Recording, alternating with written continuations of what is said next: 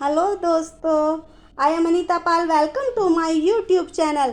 आज हमारे इस वीडियो में हम कैरेक्टरिस्टिक्स ऑफ अकाउंटिंग पढ़ेंगे कि अकाउंटिंग की विशेषताएं क्या होती है। पिछली वीडियो में हमने अकाउंटिंग के बारे में बताया था कि अकाउंटिंग क्या होती है, इसमें कौन कौन सी चीज़ें इन्वॉल्व होती हैं, सबके बारे में हमने विस्तार से सारी चीज़ें बताई थी। अब हमारी क्या आती है अकाउंटिंग की विशेषताएं। तो सबसे पहली विशेषता है accounting is an art. Accounting क्या है? एक आर्ट है as well as science. Accounting एक कला है, इसके साथ साथ विज्ञान भी। अकाउंटिंग कला इसलिए है, इसमें बहुत सारे स्टेप्स इन्वॉल्व होते हैं और सबका एक प्रॉपर फॉर्मेट होता है। इसके अकॉर्डिंग ही ट्रांजैक्शंस का रिकॉर्ड की जाती हैं। अकाउंटिंग को साइंस इसलिए कहा जाता है क्योंकि साइंस स्पेसिफिक एंड स्टैटिक है। चाहे कोई भी प्रिंसिपल हो या रूल्स हो, जैसे भी हों, वो हमें फॉलो करने होते हैं, यूज़ करने होते हैं। अपनी मर्जी से हम इन रूल्स में कोई चेंजेस नहीं कर सकते हैं। सभी ट्रांजैक्शंस अकाउंटिंग रूल्स के अनुसार होनी चाहिए। अगर हम प्रॉफिट एंड लॉस अकाउंट बना रहे हैं तो वो भी अकाउंटिंग रूल्स को फॉलो करते हुए हमें बनाना होगा। प्रॉफिट एंड लॉस अकाउंट में जो भी एक्सपेंसेस या लॉसेस हैं, सारे उसमें डेबिट साइड में डेबिट लिखने होते हैं, क्रेडिट साइड में क्रेडिट लिखने होते हैं। बैलेंस शीट में भी एसेट्स की जगह एसेट्स लिखी जाती हैं और लायबिलिटीज़ की जगह लायबिलिटीज़ लिखी जाती हैं। इसीलिए इन्हें एक साइंस कहा जाता है। सेकंड कैरेक्टरिस्टिक्स है रिकॉर्डिंग फाइनेंशियल ट्रांजैक्शंस ऑनली। इसमें वो ट्रांजैक्शंस लिखी जाती हैं जो केवल मॉनेटरी वैल्यू में होती हैं। ट्रांजैक्शंस का मीनिंग हम पिछली वीडियो में बता चुके हैं, लेकिन अब थोड़ा सा मैं आपको इसके बारे में बता देती हूँ कि ट्रांजैक्शंस का मतलब लेन देन होता है। जो बिजनेस से रिलेटेड लेन देन होते हैं उन्हें हम ट्रांजैक्शंस बोलते हैं।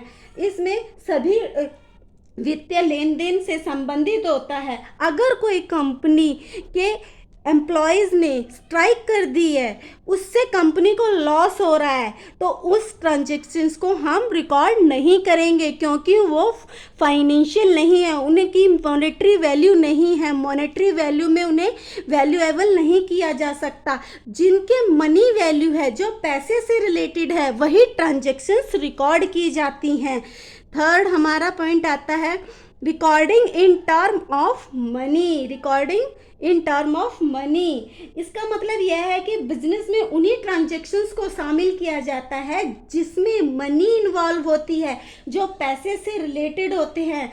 अगर कोई बिजनेस में हमने कोई फर्नीचर परचेज किया गया है और उसका अमाउंट 10,000 रुपीज़ है, तो उसकी वैल्यू को हम बुक्स में रिकॉर्ड कर लेते हैं। और अगर कोई आइटम और खरीदते हैं, जैसे 10 चेयर, 5 टेबल, लेकिन उनकी कोई मनी वैल्यू नहीं दी गई, तो उन आइटम्स को नहीं ऐड करेंगे। Number of items are not added in records में नहीं रखे जाते हैं। ओनली मनी वैल्यू, पैसे में जो मेज़र की जाती हैं उन्हें रखा जाता है। फोर्थ विशेषता हमारी आती है इंटरप्रिटेशंस ऑफ रिजल्ट्स।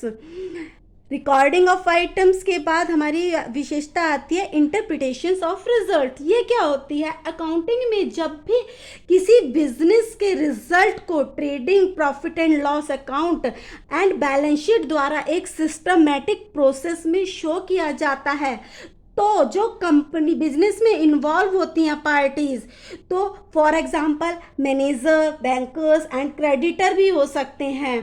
इन सबको बिजनेस की प्रॉफिटेबिलिटी और फाइनेंशियल कंडीशन के बारे में इजीली बताया जा सके और पूरी तरह वो इन्फॉर्म किया जा सके और वो इजीली इस वे को समझ सकें, ताकि उन्हें आगे की डीपली ना जाना पड़े।